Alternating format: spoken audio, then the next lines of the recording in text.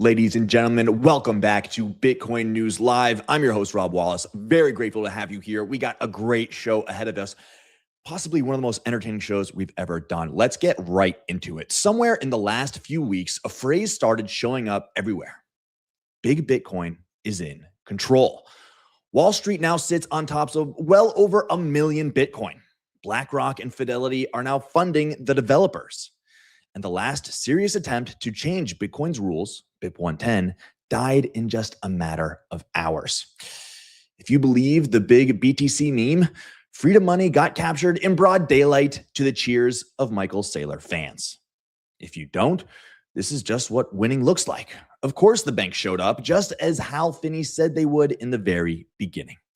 Today, we find out which one it is, with two of the funniest and least sponsored voices in Bitcoin.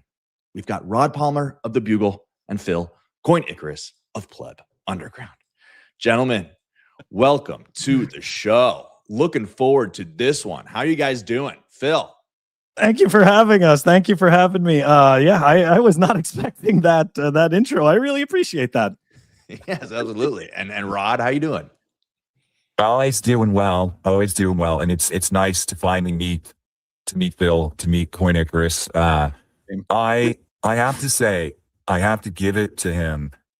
One of the highest pressure positions to be in early on in this whole BIP 110 pleb slop debate was to be somebody who's in spaces and like really out there in front of the crowd, dealing with the pressure of the plebs. And it felt like you never bowed to the pressure. You always saw the PSYOP comment and you were very honest about it.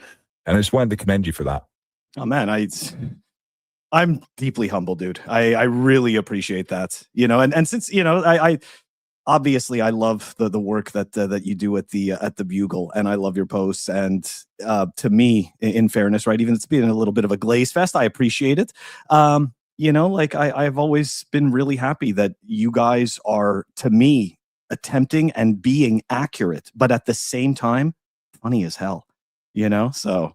It is a tough thing to do. I think that people don't necessarily appreciate how complicated it is to walk that line and do both. So hats off to you and then the Bugle News team.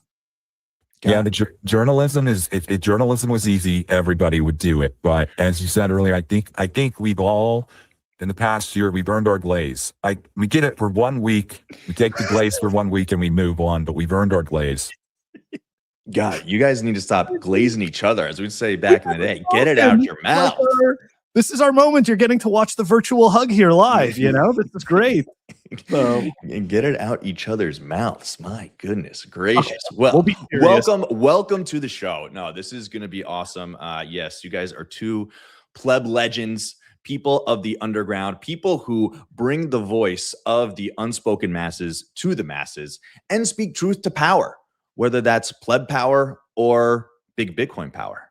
So let's go right to the top of it all. Rod, this one is for you. As a credentialed journalist, what is big Bitcoin and when did it take control? Big Bitcoin, well, let me do a little background. Bitcoin culture is downstream from the mainstream culture in most in the United States. And then there's pockets of it in Europe and other places, and it all kind of molds and melts together. And in 2025, when Donald Trump took office in the United States, everything changed. The word retard was given back to us. A lot of other slurs have been given back to us. It was all the purity tests, all the rules, all of the HR ladies at work, they were all fired. It was all kicked out. And it was, you look at the White House Twitter feed, X feed, and it was TikTok hard style edits. It was Theo Vaughn telling the immigrants goodbye. It was aggressive. It was unapologetic, and it was no holds barred. It was sexy. It was cool. It was coming fast. It was bringing the bombs, and not everybody, but mainstream kind of coalesced, came into a consensus that this is the new reality and we're going for it. We're going big. We're going for the win. A year and a half later, Big Bitcoin shows up on the scene. It is downstream from this. Big Bitcoin is unapologetic. It's in control. It's hot. It's popular, and there's no purity test. It is you don't look to big Bitcoin. You don't look to the Bitcoin industry for virtue and best practices. You look for who's in the lead. Where are we going next? Who are we dominating next? What are Winning. we over next? We're winning. And if you don't like the way we're winning, get out of the way, because big Bitcoin is in control. And I think that's good and bad, because I think that the plebs need to stop looking towards companies, CEOs, big sponsored podcasts for where to get their virtue. They need to roll their own dice, and they need to find their own values and come together with people in group chats. We share their values and determine what their virtues are, and stop looking to the headliners at the Bitcoin conferences for what is the right way to be in Bitcoin. Well, there you have it. I think you summed it all up quite well there. And then, Phil, over to you. You've been in this space for well over half a decade plus. Tell us, is this culture now different? Is big Bitcoin really in control in your eyes? Okay, so I had to get schooled on big Bitcoin, because of course when I started to see the meme, right, my immediate reaction is what I do with everything: this doesn't exist. So, and Rod kindly pulled me aside and told me to sit down because we needed to have a talk. And obviously, I understood at that point that big Bitcoin is indeed here and does in fact exist. So look, has it changed? Yes and no. Okay, so there's still grassroots, right? There's still people that genuinely are here for Bitcoin's qualities, people that understand, right, Bitcoin, the token, and Bitcoin, the network, are not the same thing as the Wall Street machine that they've created with their derivative products. However, right, as difficult as it is and as painful as it is, those businesses, right, Bitcoin is a voluntary network. So those businesses totally can come to the table and do exactly what it is that they're doing. So if you ask me, this is just the uncomfortable evolution of how Bitcoin continues to grow. Like, look, I'm one of those people, especially if you follow me, like, like I bitch about everything, right? I bitch about the treasury companies. I bitch about the stupid, the SBR and all that stuff. But I also understand, like, I'm just a complainer, right? Like, but I also understand that this is the path, right? This is the path. And for me, what it is, it has to do with just simply being accurate about what it is that you believe, that you understand about this landscape. So to me, we're just dealing with a maturing landscape that, yeah, is having some pockets of very mainstream kind of, big high level slop. But at the same time, just as before, right, there's some signal. There's so, and for me, it's all about finding it. I think that's a good point, because if you go back to 2023, 2024, you had the people who were crashing out about the ETF. They felt the ETF was bad for Bitcoin, and then the ETFs came anyway. And then you had Michael Saylor, and he stopped saying Bitcoin only. He started talking about crypto and kind of glazing anything that was a potential source of buying Strike and NMSTR, and he sold Bitcoin. And everybody was like, you can't, this is bad for Bitcoin, but it happened anyway. He's Donald Trump with Bitcoin, and everybody said he's corrupt. He's going to give Bitcoin a bad name. He's not going to hodl. He's going to launch a meme coin. This is bad for, and it came anyway. What Phil said is understanding the landscape and being correct and being able to predict and to tell people how to think about what some of these big developments are and how they're coming, even if they don't agree with your position or your purity test or your idea of what Bitcoin should be or what's good for Bitcoin. Pretending that some of these things aren't going to happen just makes you look like you don't know what you're talking about in the long term.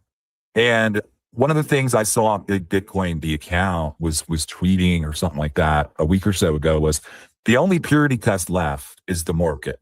And if something succeeds based on its the way that it competes against all else in the market, that's the only real test that will decide whether something moves on or is left in the dustbin of history. Well, there you have it. Yeah. I mean, when it comes to big Bitcoin, I mean, I think that it was turned into a meme by PodConf when they saw the BIP 110ers using it, right? I think Matthew Cratter famously introduced that big Bitcoin is coming and attacking BIP 110. Saylor came out vocally against BIP 110, and that was the sign to say, hey, big Bitcoin is here, just like big pharma, big agriculture, and they are going to destroy this precious little thing that we have here called Bitcoin. Well, no.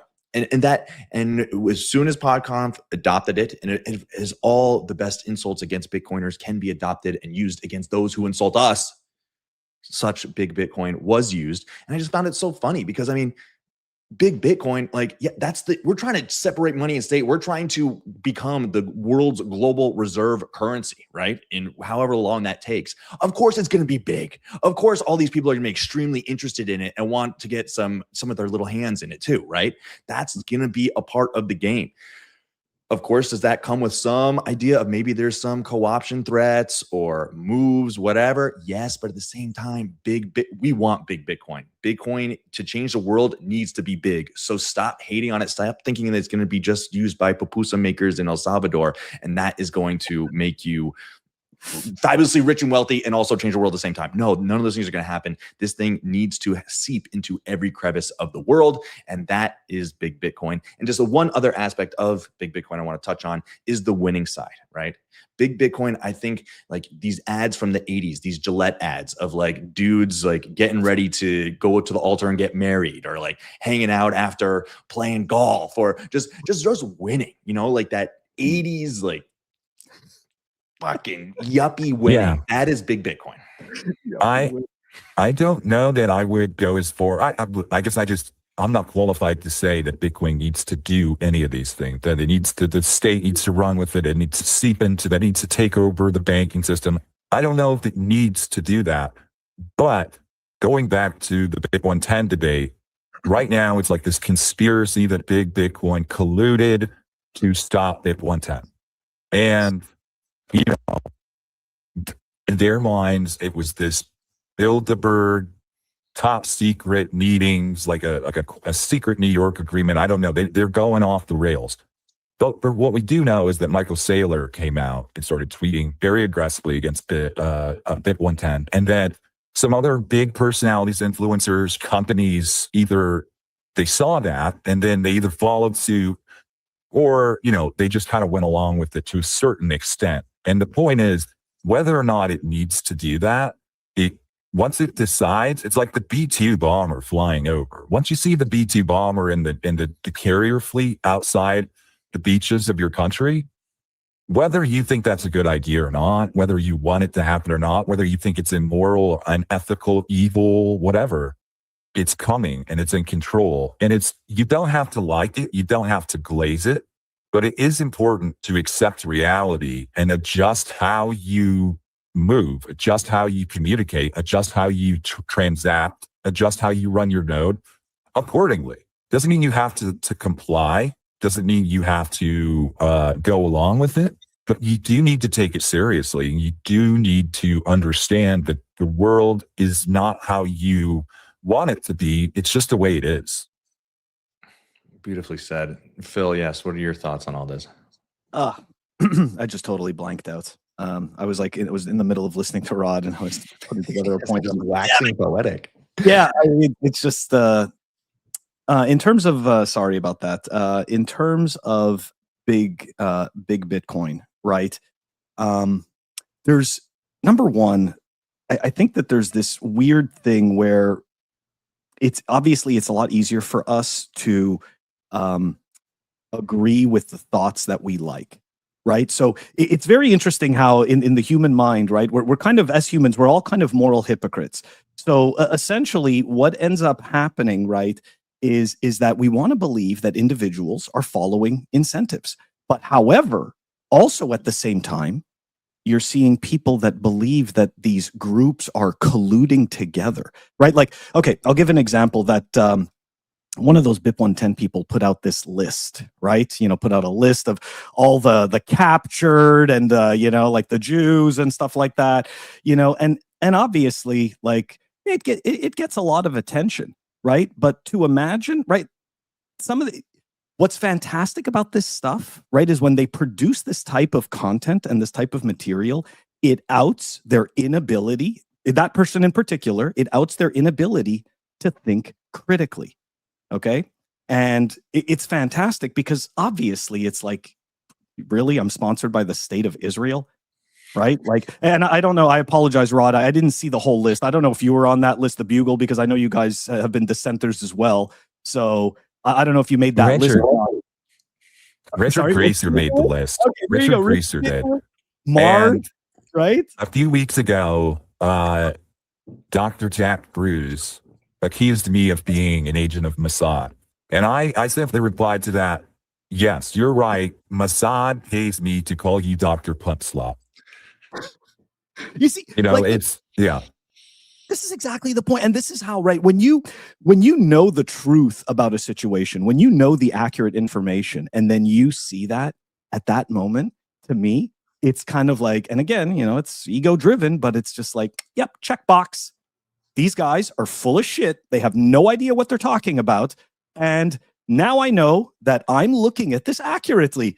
And once I get to that point, this is where you get me clowning you, right? This is where I come out with all these stupid memes that I think are funny, where I'm just making fun of the ridiculous conversation. I mean, look, yesterday, 2 days ago, I was in a space and this guy was trying to convince us, the BIP 110 side, right? He was trying to convince us that Bitcoin has cancer, right? Bitcoin has cancer. Bitcoin's alive. Dude, it's not a human being. Stop. And this is the type of bullshit I'm sorry for swearing. I apologize. I don't know on your stream.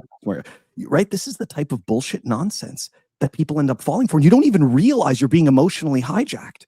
You have no idea. You think that you're looking at this reasonably. And this is, unfortunately, right, people who are unable to, I think it's termed mental flexibility, where you can hold two opposing views at the same time in your mind. I think that there's a lot of these people, either they are intentionally disingenuous or they genuinely can't hold opposing views in their mind, which is sad, but that's what it is. And with the opposite of that is actually true. They've got cognitive dissonance, and they've got this battle going on in their mind about what they thought was the way, and they thought that they found this perfect sound money that they're going to build their personality and the foundation of their family's future on. And along the way, they discovered it was imperfect and that other people had other plans, and they just don't know how to reconcile the two. And this is where a term, I did not come up with it. I did not popularize the kayfabe. And kayfabe is, it was Eric Weinstein who really popularized it, and it kind of became a mainstream thing. Kayfabe is like WWE. It's some of it's real, some of it's fake, scripted, but there's this blending, there's this blurring of the lines between fiction and reality. And Eric Weinstein talks about he talks about the original origins of professional wrestling, and it's something that was very dangerous and very boring. Ultimately, they have to go to kayfabe to keep people's attention and to continue to gain attention. And Bitcoin became very boring. We were like in 2021, if you were around, another company was rumored to be adding Bitcoin to their balance sheet or going to be announcing that they bought Bitcoin for their treasury every other day. And these rumors themselves could shoot Bitcoin up 5%. I mean, like Tesla announcing that they bought Bitcoin. I think it was like one of the first real big god candles of the post 2020 era. And nowadays that doesn't work anymore. I mean, you could have the biggest headline that you could say that they're building a mining farm on space, like SpaceX is, and that the price might go down. But the point is that the BIP 110 side did a very good job of getting a lot of attention. And once they got that attention, at least the majority of the believers got that attention. They didn't know what to do with it. They weren't ready for the amount of attention and spotlight that was on them. And so they didn't have a plan. They didn't know what they were talking about. They didn't have a mental model, as the macro podcasters like to say, of what they were even doing. So they get this attention and the spotlight, and they were, whether they realized it or not, they were forced into doing the kayfabe. Now it's very hard to know if these people are really going to fork off, the individuals themselves, sell all their Bitcoin, and what we would consider to be a huge personal disaster, like destroying your future. Are they really doing that? Or is it just this big crybaby fit that they're throwing? I'm not going to orange pill people anymore. Bitcoin is let me down. I'm disappointed, blah, blah, blah. Okay. Bitcoin doesn't care, but we don't know if these people are serious or if it's all an act. And with kayfabe, that's what that is. You have no idea anymore what somebody really truly believes and what they're just doing to keep that attention on them. Yeah, and I think it's really hard when you define your personality as against something rather than for something. And up until August 8th, it was very easy to be against core. And that was the whole entire idea, that like we are against this new version of Bitcoin. But then when push came to shove, and now you're faced with a decision of, am I going to dump my Bitcoin to buy a fork, which we've seen multiple times in the past has not worked out for those who have decided to go down that path. Well, now what are you for? Right? I think that's the question. I mean, in fairness, right? I think at this point, I remember I had this chart of all the Bitcoin forks, or a good portion of them.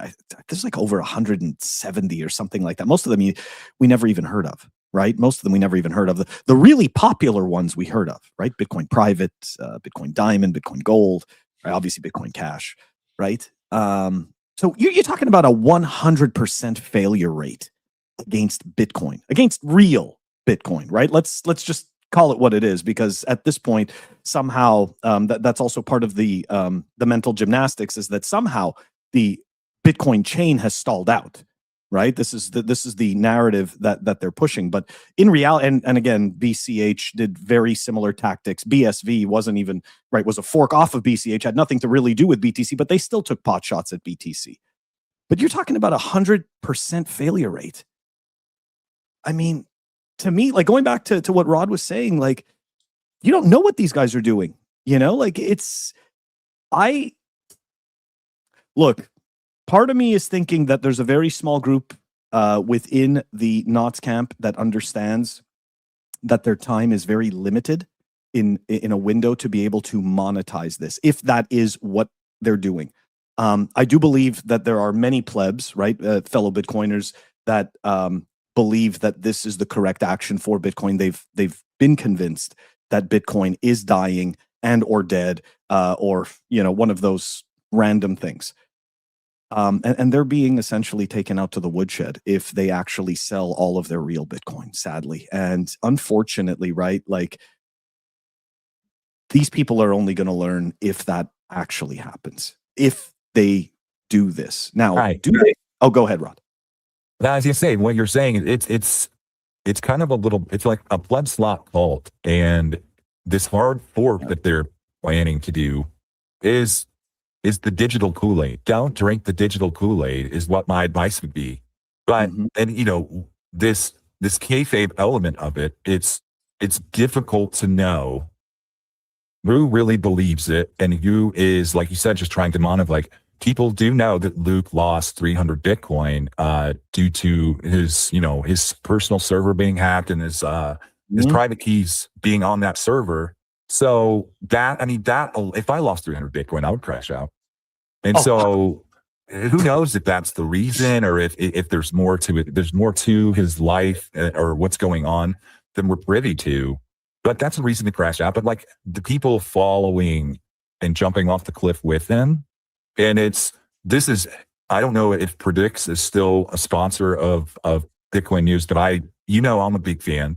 And we know that the prediction market for BIP 110, these prediction markets, again, this is one of those things I was talking about. Whether you think that it's degenerate gambling, whether you think that prediction markets are signal, whether you think that there's something in between, maybe they're not all good, not all bad. What prediction markets, at least predicts, and this specific one did, was reveal the amount of people who were unwilling to put a single sat behind their, their fork campaign. And they would dismiss it as gambling to do such a thing. But if you really believed that your soft fork campaign was going to be successful, and that that it would be successful or not by a specific date, you wouldn't consider putting, stats behind your claims on a prediction. It's like a futures market. It's either going to happen or it's not. And very, very, very few people were willing to actually put their stats behind it. And that was a very revealing moment when it was like all these people are standing on this conviction, this kayfabe stage of conviction. And maybe 4 or 5 people were actually willing to put money on the prediction market. That was just a very revealing moment. And I think that will continue to play out, this theme of well, everybody says they're so sure about this, but there's nobody putting any money into this future that they're telling us is coming. Well, if you look at the things that signaled for BIP 110, the faith that they got, the hope that they got from the numbers leading up to it, you had the miners, right? There was some hash rate signaling for it. And if we look even to this day, right now, there is 7 exahashes on the BIP 110 dashboard on Ocean. And all this is rented hash, right? And to rent an exahash for a day, it's around $30,000. So if they're renting 7 exahashes at 30 grand a day, they're paying $200,000. So, I mean, they weren't willing to bet on predicts, but these Roughnecks guys, whoever they are putting hundreds of thousands of dollars on the line, mining on a chain that is obviously stalled, right? So that's just insane. But the other number that gave them hope was the node count, right? And that grew significantly over the months leading up to BIP 110's signaling date. But if there's one number in Bitcoin that's easy to manipulate, it's that, right? Nodes can be spun up. Like the number one country with BIP 110 nodes was Romania. And then those all went offline. So like the lack of money where their mouth is a huge sign. And in the past, like Roger Ver, he put his money where his mouth was, right? Like he lost 100,000 plus Bitcoin betting on Bitcoin Cash, and it didn't work out to him. The one people who were willing to bet on BIP 110 are these Roughnecks miners. Who knows where they're getting their money from for this right now? It's insane. And so that came from Ocean. It came from Ocean, you just said, right? Yeah, on Saturday, while I was getting ready for the split, and I looked at Ocean's mining dashboard, and it went from like almost 40 exahash to like below 15 in like a matter of like an hour. And it was all, when I say it came from Ocean, I don't mean that the company itself was necessarily funding it, but it was the Ocean hash that shifted to just focusing on the chain, and it got 2 blocks out of it. So it was there's 2 more than I thought they would get. You know what? I was pretty generous. 2 weeks ago, we were talking about, how long do we think that this is going to last, right? And I was like, you know what? Based on the amount of noise I'm seeing on Twitter, right, in our echo chamber, I was like, maybe they get like 24 hours. I was not expecting a dead on arrival like that. The amount of noise, and then we had that we had the mechanic video with him telling everybody, I'm just going to be on a dead chain and I don't care, and then Matt Cratter with the whole we are relentless and blah blah blah, right? Like, hey, look, I remember in 2018 when we were saying this type of stuff as individual plebs, we were standing behind it.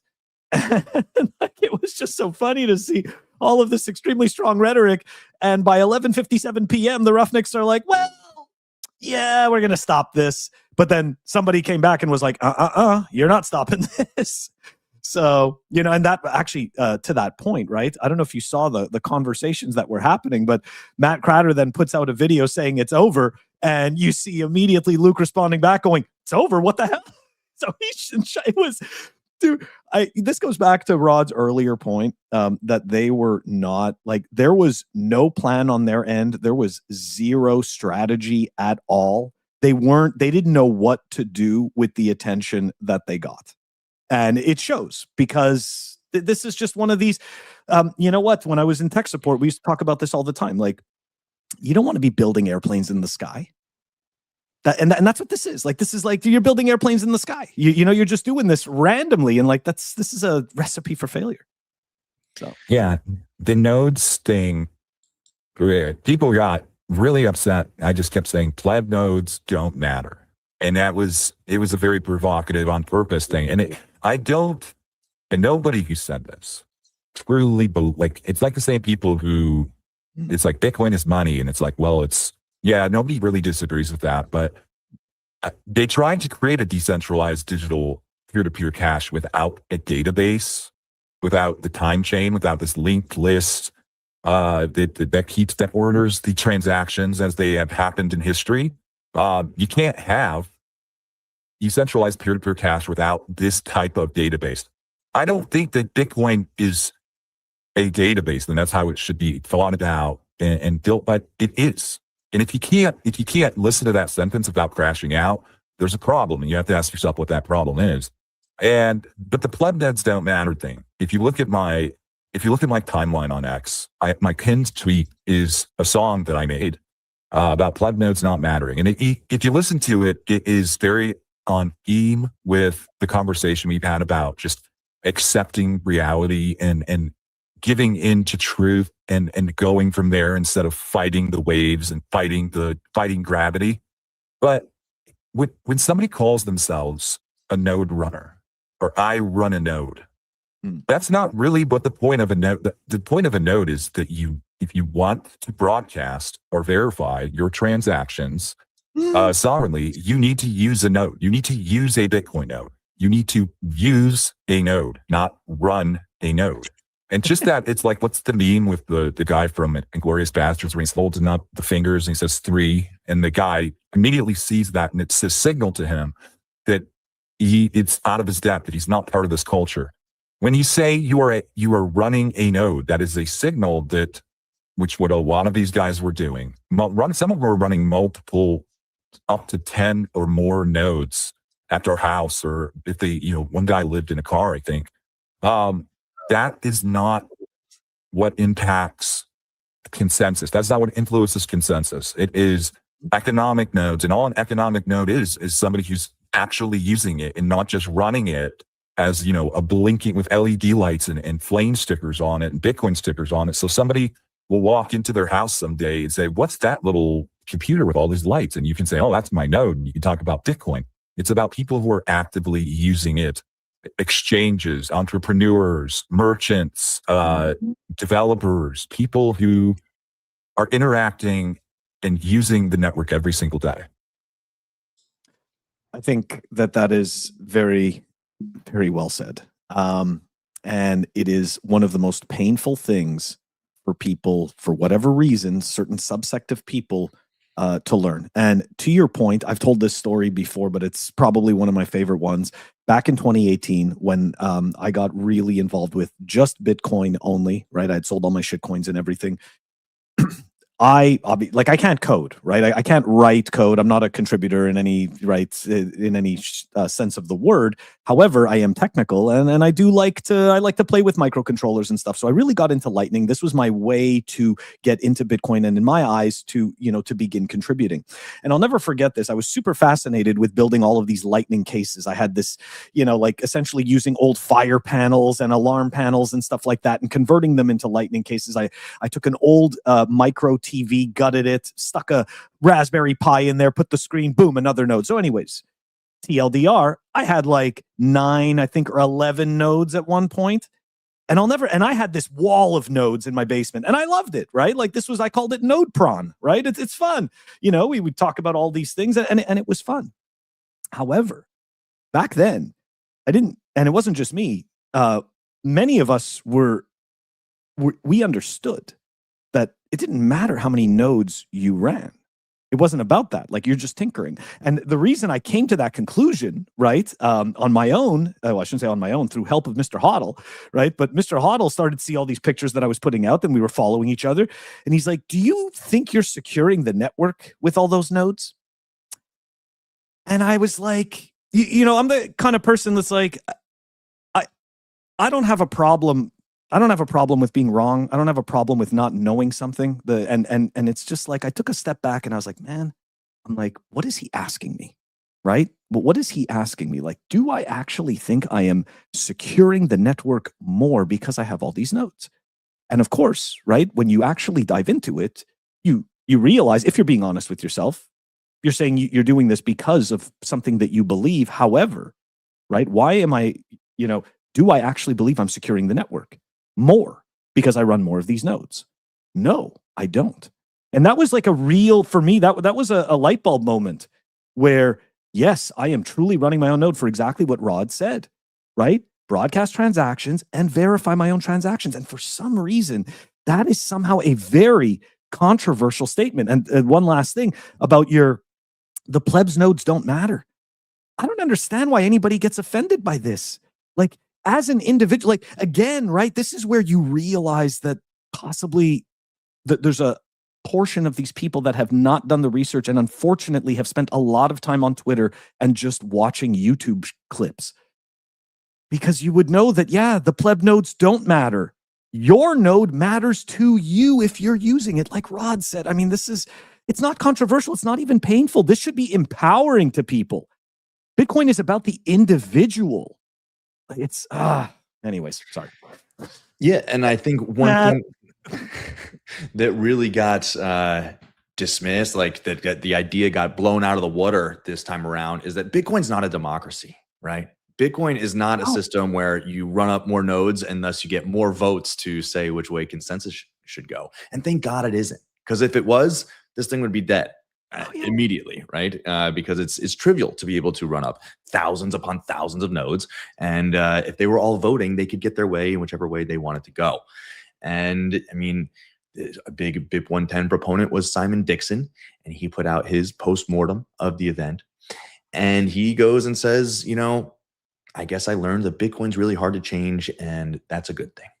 And that is the conclusion that we should come from this, right? Everybody, the BIP 110ers in particular, that it's good that a small vocal minority cannot just run up a bunch of nodes and say, the way I want Bitcoin is the way it's going to go. But let me ask you this. Do you think that Simon didn't already know that? Simon knew that. Yeah, I think he was. I think he was playing the kayfabe. He was playing the kayfabe, though. I think. It was a social experiment that he viewed as a way to see what was possible. Like what could Twitter do in terms of changing Bitcoin consensus? And I think that he's probably happy that it didn't do anything. Yeah. And yes, Bitcoin is hard to change, and I think that.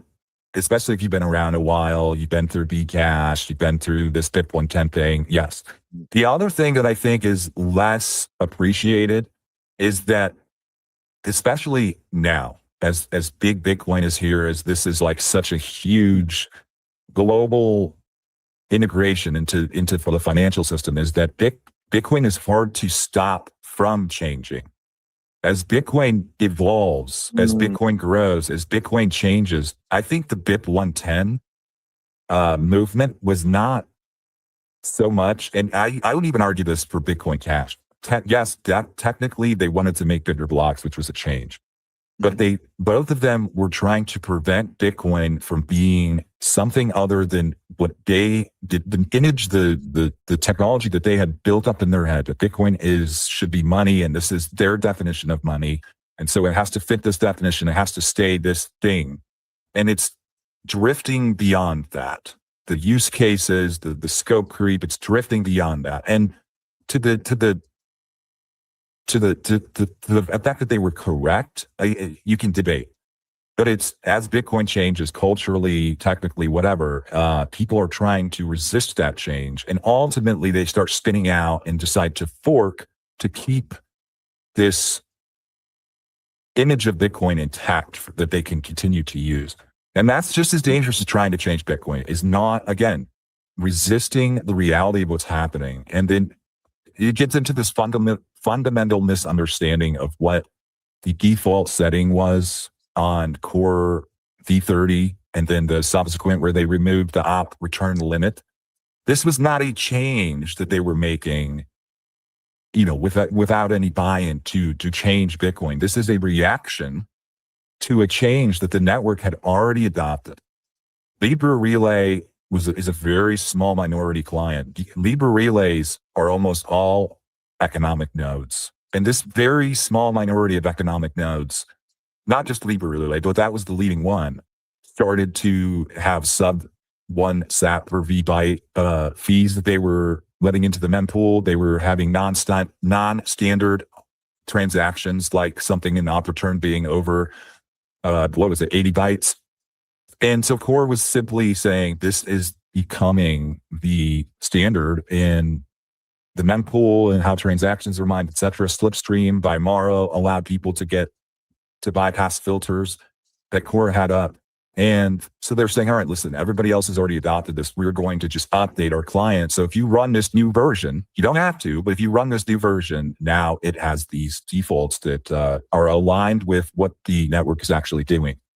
And the fundamental misunderstanding that plebs who conflate Bitcoin with Bitcoin Core, and they think that Bitcoin Core is like the official node client of Bitcoin. That demonstrates again what Phil was talking about. They just don't know what they're talking about. And when they get very emotional and angry and they bring the pitchforks for something like this, it just reveals that they're angry about something they don't understand, because that's not how any of this works. Yeah, and I mean, there are some other things I'd like to talk on in this conversation, absolutely.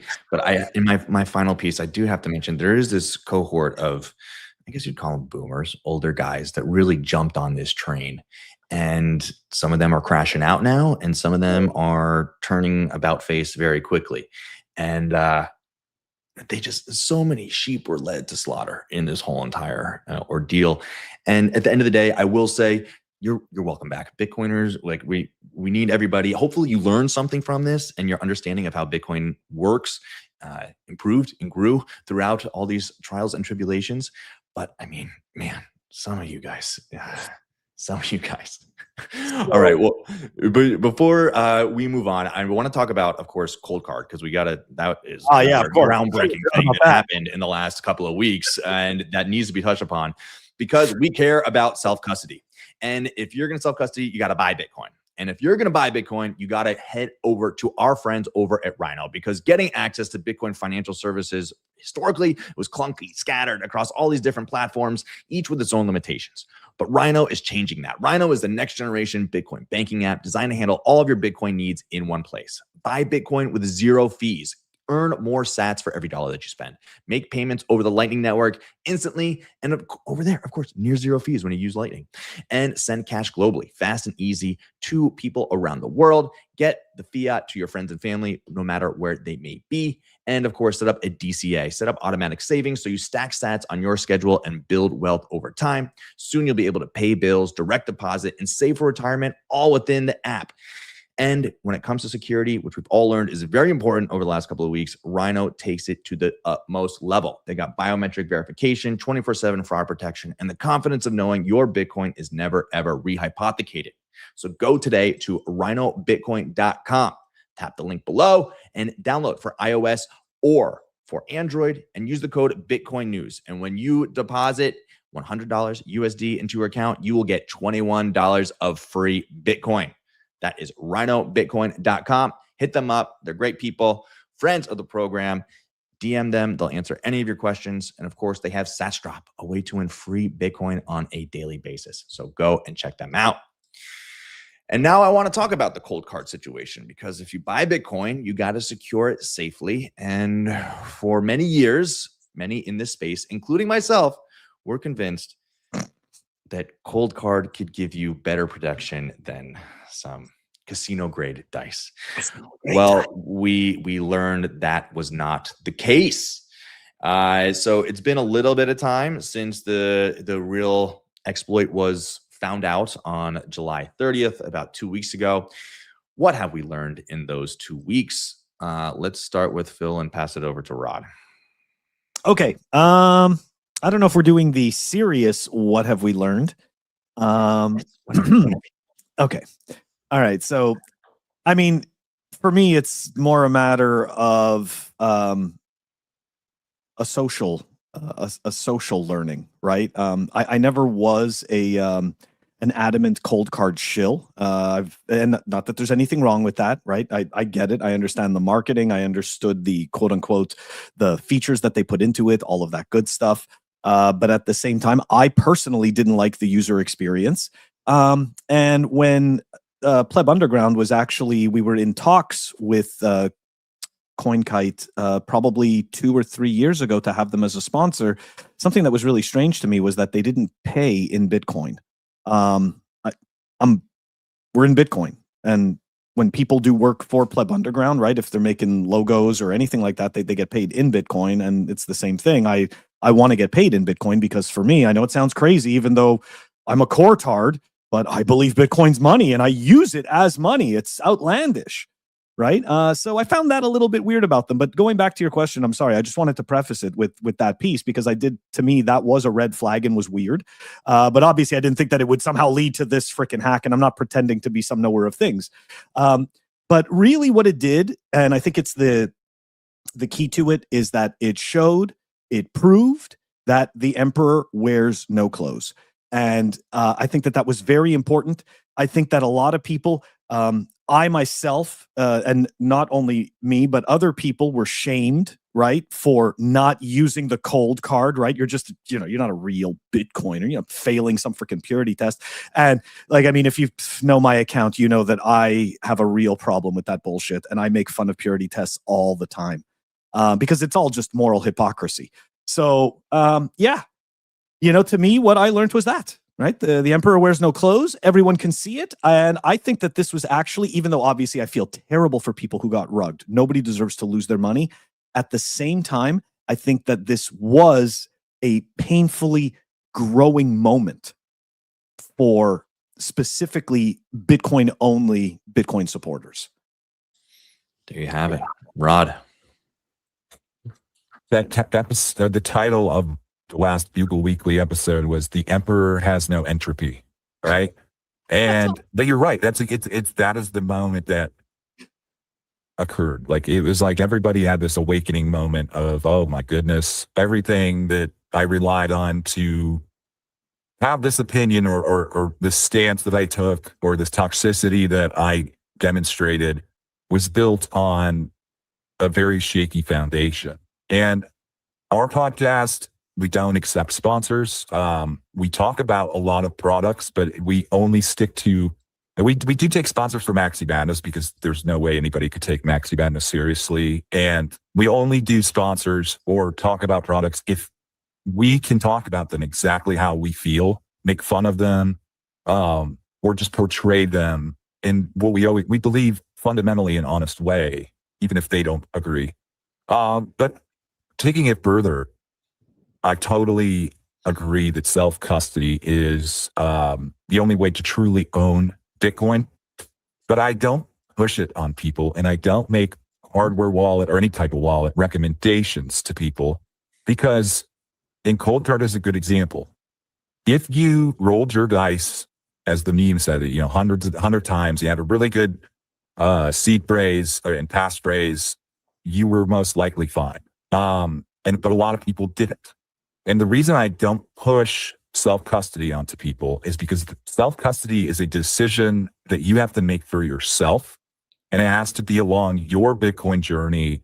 It's not because somebody's nagging you or pressuring you to do something, or because you feel alerted or scared by something you heard and you immediately rush to buy the hardware wallet you've seen on the most podcasts or you've heard about the most. And you move your keys there and you don't really know what you're doing. You haven't taken time to watch the BTC sessions tutorials on how to do this correctly. And you end up with more risk or the potential of ruin, like with what happened with people with cold cards, that you do with leaving your keys on exchanges. At the end of the day, you are probably the biggest risk to losing your Bitcoin, especially if it's in self-custody. If you don't take the responsibility of self-custody as seriously as it requires you to take it. So, do I recommend self-custody? Yes, with an asterisk that you are sure that you know what you're doing and that you're taking it seriously. I don't recommend people leave their coin on exchanges, but for a short period of time while you're educating yourself and learn and deciding, is this something I really am prepared to handle? Before deciding maybe you need multi-custody institution or I don't know. I don't know what you need. And I'm not going to tell you. And I don't have time to sit down and do your entropy advisor and decide which custody solution is best for you. That's ultimately just a personal decision. And I don't fault podcasters or anybody else for selling, commercial advertising on their shows. But if you are one of those podcasters who feels guilty because a lot of people got hurt, maybe you should. And there's some who don't. There's some who don't feel any guilt. And I'm not saying that's wrong either. I think everybody's just rethinking their responsibility to others. And when they're orange pilling or when they're doing podcasts, and that's a good thing. Everybody needs to rethink the amount of authority that they press upon others, including their audience, about what they should do with their Bitcoin, because most people just don't know what other people need to do. Yeah, and there's so many lessons from this, right? I think one of the most shocking to me was the amount of people who didn't know how to use their cold card. They had sent their Bitcoin to it, and then in a moment of duress, didn't know how to get a transaction through, right? And I mean, the cold card it's a sophisticated piece of technology, you could say, other than its random number generation. But I mean, sending an air gap transaction is unlike anything else you do with tech, right? It's like, it's very unintuitive, and you need practice with it. And so, I mean, thankfully, that Friday, I had to go put my setup together and then send that transaction, get it to an exchange. And thankfully, I didn't have to worry about, how do I do this in the moment of duress? And so you need to practice. Like, it is the highest level of responsibility to take sovereignty over your money. And if you don't know what you're doing, if you just send it to a device once and then put it in a drawer, that thing's going to brick, dude. Like, that thing's just going to die. These are little plastic devices at the end of the day. They're little plastic devices. And if you're not doing health checks, you're not doing test transactions, you could be in a very bad position one day when you need to move your Bitcoin. It's like going to one karate class or one jujitsu class and then walking around taking fights with people on the street. It's like you went to one class, you used this hardware wallet one time, and now you're just sending your DCA from whichever exchange to the same address. And this, again, this isn't a surprise to me. This came up a few years ago when the mempool fees were spiked out of control.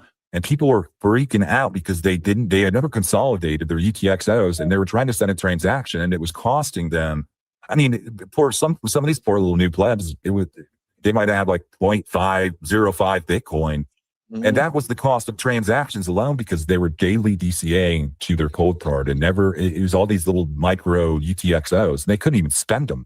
So it's telling you that a lot of people are, quote unquote, thinking they're doing the right thing, but they don't understand the network, the rules. They don't understand what the right thing really means. And they don't find out until there's a crisis. And if you need to spend your Bitcoin, you'd like to save your life or to make a critical payment that saves your business, and fees are 150 sats per byte, and you're trying to spend out of a multi-sig with like 150 different UTXOs, you might not have enough Bitcoin like you think you do to make the payment that is due at that time. And if, like I said, not everybody can wait for fees to subside. Everything is a vector to time. Like, there's a scarcity of space in blocks every 10 minutes. Not everybody has time to wait a couple of days to make a transaction when fees come down. Very good point. Yeah, it was quite the week. I think we'd be remiss not to bring up Red Team and their contributions to the space, as well as the Red Team glazing and the pushback against the Red Team glazing. Let's get Phil's opinion on Red Team and what they've done to help Bitcoin. All right, so I've been following along with their updates and everything like that. Obviously, great work that they're doing, and OpenSat's helping out, which of course somehow, right? Anybody helping them is used against them. So, okay, I guess we'll talk about this aspect of it, right? First of all, we should be deeply. I think we should be deeply impressed with the fact that people just simply took personal responsibility and decide to give their time, their resources, and in some cases, right, pay in order to start scanning all of these quote unquote, these open source Bitcoin projects, right? So yeah, I think there's like a huge level of gratitude there. What I find absolutely pathetic and disgusting is that immediately somehow this correct action is met with conspiracy slop and just absolute nonsense. I know we're not trying to make this about the Bit 110 slop, but unfortunately, this is what some of those people did. Mechanic put out a post immediately shitting on them and shitting on their efforts and essentially claiming that somehow these guys doing this is an attack. It's an attack on Bitcoin, and they're trying to create FUD. Like, I mean, this is, it's just, you know, we talked about this before the show. It's this weird victim narcissism. So I really appreciate, what the individuals who chose to decide to come together and start to work on this and use their resources and call themselves Red Team. I don't think it's some giant conspiracy. I think if anything, right, like from that Bitcoin Security Consortium, who helped out? Block, and who was the other one?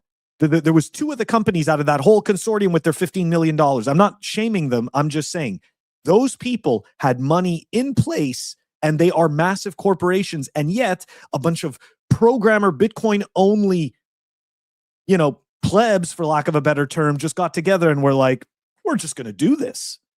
So to me, that was a really great example of the Bitcoin, the quote unquote Bitcoin immune system in action. You know how the Bit 110ers like to pretend that their shit fork is this like immune system in action? No, what you just saw with Red Team, what you saw after the cold card debacle, and all of these people getting together to help each other out to facilitate all of this, that is what Bitcoin does. This is the call to action that gets created. Boom. The Red Team are the first responders. The cold card attack, the cold card was not like the commencing of these frontier models being used to grind entropy or to find these vulnerabilities in software and steal money or steal value. I mean, you've got ransomware attacks, like all this stuff has been happening to a certain extent, and it's only going to get worse. The cold card incident, whether we don't yet know exactly how the exploit was found and how it was exploited, but once it was revealed that these wallets were compromised, they had low entropy, you suddenly have this incentive around the world for people who have access to some of these tools. So they started. They were the first. They were like the firefighters and the cops who rushed into the building on 9/11 to save people. They're the people who, when there's a crisis, their first reaction is to respond and go help. And you can say that they're doing it to, get awareness for their brand, the company they run, to get more followers on X, whatever it is. Maybe, but they're doing something. They are responding to a crisis, and they're coming. Red Team is coming. And as a junior member of the Red Team, I've been involved in this myself. And I have not had my findings reviewed by the senior developers, but I believe I found a vulnerability in Bitcoin, which makes the difficulty of mining, or it masks the fact that the difficulty of mining actually drops because the miners take the weekends off. And the miners have been organizing, colluding, some might say. They want 5-day work weeks. They want to reduce manpower, have lower hashing during the weekends so that, there's more time to compute for AI or whatever it is. And I've submitted that to Rob Hamilton and James O'Byrne and Portland Model. They have not had time to reproduce and review my findings, but I think a big controversy is on the horizon, because if we find out the miners are taking the weekends off and they haven't been transparent about it, that is What are we going to, we have to figure out what we're going to do about it. This is shocking. Man, congrats. I didn't realize you were a junior member of the team. I also just Well, got I added. am. You can just do things. I have made myself a junior member of the team, and nobody so far has fired me. Oh, that's awesome. And Phil? Yeah. I actually, it was pretty interesting. I'm not, like I said before, I'm not a coder, but I was able to find this script sig passive resistance. Essentially, I know it sounds a little complicated. I'll explain it. It's a legacy. If a legacy P2P key inputs script sig happen to contain a signature with an S value in the upper half of the curve, the transaction was broadcast during a mempool backlog. Let's say it would actually show a message where it says appears reluctant and applying a motivational delay. So there you go. I'm trying to get that in. Callie's going to take a look at that one. Rob Hamilton's a little confused by it, but I had to explain to him a little bit about the script six stuff. He's just catching up. Well, these boys, they're doing the hard work over here as junior members of the red team, helping out the big boys, Rob Hamilton, Callie, James O'Brien, and Big Bitcoin. Big Bitcoin is in control. I think we proved it over the course of this last hour. And I think as three podcasters, we need to have a moment of silence for the sabbatical of Matt Odell. Taking a break from Rabbit Hole Recap instead of Dispatch. I think two shows that have both influenced us probably over the years. And I think he took a lot of burden on himself in this whole entire cold card saga. And we wish him a speedy recovery back to podcasting, because I think the space is better off with Matt Odell on a weekly show. Agreed. All right. I think let's leave it at that, boys. We covered a lot of ground, and hopefully this will be one day looked at as the definitive postmortem of the BIP10 weekend and where the culture stands on August 12th, 2026. All right, boys, shout out your stuff real quick before we get out of here. Rod, where should people go? Bitcoin_Bugle is the podcast, the journalism account, and then Rod Palmer Fodl, all one word, on X. If you see me there, you can find all my other ventures through X. And Phil? Sweet. Pleb Underground on Twitter, at Pleb Underground on YouTube as well. And of course, if for whatever reason you want to contact me personally, it's at Coinicarus on Twitter. And if you want to go check out our website, it's plebunderground.com. Thank you so much for having me on, man. This was fun. We could do this all the time. Thank you so much, guys. Catch you soon.